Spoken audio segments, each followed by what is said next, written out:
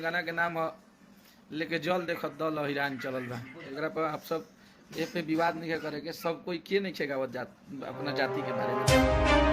जी हाँ नमस्कार दोस्तों, अभी ट्रेंडिंग स्टार खेसारी लाल यादव के राइटर अखिलेश कश्यप लाइव आकर खेसारी लाल यादव के नए गाने बोलबम को लेकर बोले बहुत बड़ी बात। जी हाँ दोस्तों, तो दोस्तों आप लोग बने रहिए हमारे इस वीडियो में।